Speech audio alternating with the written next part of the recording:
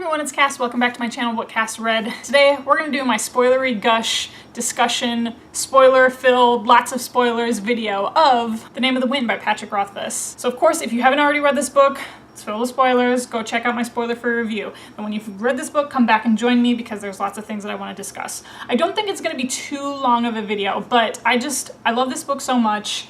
I love this book so much. So one thing that I have to bring up is when we are at the beginning of the book, Quoth says, point blank, every word that I say is important. And if it sounds like I'm rambling or going off on a tangent, I promise you I'm not. Like, it's important for the story.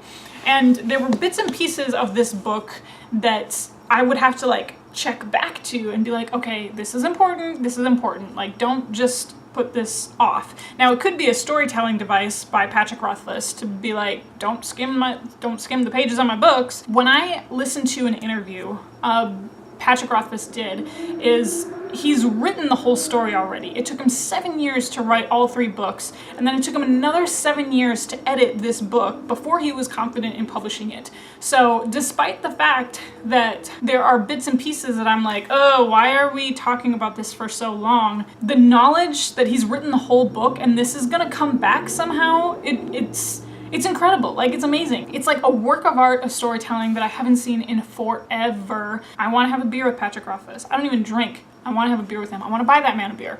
I think he would accept it. So one of the parts that I'm particularly thinking about that I don't understand why we were rambling for so long was at the very end when Quoth and Denna are in that farmhouse. That almost ruined the book for me because I was like, I don't care about Denna. She's actually like the one character in this whole story that I'm just not sold on yet. Her character to me is like the cool, like Quoth's version of the cool girl. If I were gonna look at a girl like now, she's the girl that she strings guys along because she doesn't want to be attached because she's just like too cool for that. She has Quoth on the hook and she won't let him off. She knows it, he knows it, and I'm not into that. I mean, Quoth is her backup guy. She kind of plays this game with men, but like Quoth is like the one where she's like, no, but it's really you. It's really you. But she doesn't treat him that way, and she just like is too cool for all that stuff. Like, she just takes off and has no regard for the people in her life. I don't know. So I wasn't a fan of her, and I wasn't a fan of that little like subplot. The other thing that I want to bring up is Bast. Holy shit, what? Where did this guy come from? That scene at the very end, spoiler alert, I don't plan my reviews ahead of time, and I don't like tabbing books because I don't like to put stuff in my books. But okay, here's what I'm thinking. So at the very end of the book, I'm gonna read this little passage. It just made me the biggest fan of Bast, and I cannot wait to see like, who is he? What is he gonna become? Because there were a couple little parts in the book where, you know, we get Chronicler invoking the name of Iron, and it causes a shock to Bast. Bast's eyes flickered down and then up again. You think I'm playing at some game? His expression was incredulous. You think Iron will keep you safe?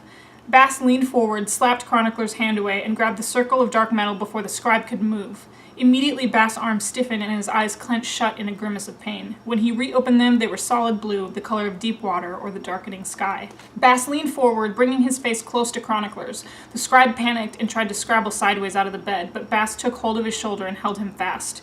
"Hear my words, manling," he hissed. "Do not mistake me for my mask. You see light dappling on the water and forget the deep, cold dark beneath." The tendons in Bast's hand creaked as he tightened his grip on the circle of iron. "Listen, you cannot hurt me. You cannot run or hide. In this, I will not be defied." Oh my god. Like, after all of the amazing things that we heard about Quoth and all the like incredible things that he had done, I was shook. If you haven't watched Patrick Rothfuss's, he was an author spotlight at the San Diego Comic-Con in 2016. There's a video on YouTube, it's about an hour long, so if you've got the time for it and you haven't watched it already, watch it. Because there's a part at the beginning when Patrick Rothfuss is introducing himself to the panel, or to the audience, and kind of introducing his style as a writer to the audience.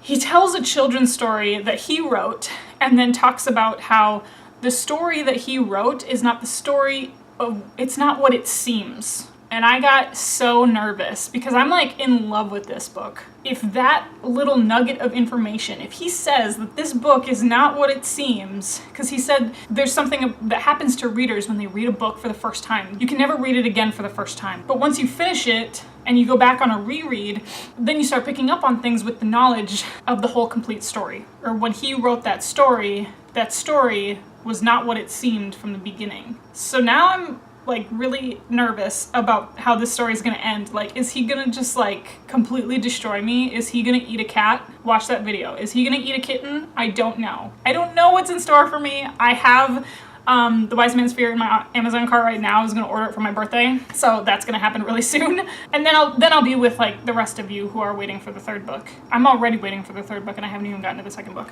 Okay, let's get ourselves back together. Enough with the word vomit. I love this book, obviously, so please put any comments in the comment section below of any discussion points that you want to bring up. And of course, follow me on Instagram and Twitter. It's at WhatCastRead, the same as this channel, so it's super easy to find if you want to keep up with my live like reactions of things that I'm reading, or if you want to tweet at me instead of commenting in the comment section below about some of the Name of the Wind discussion points. And of course, you can follow me on Goodreads, so that way you can get any of my reading updates there. And of course, you know how these videos end. I'll talk to you later. Bye.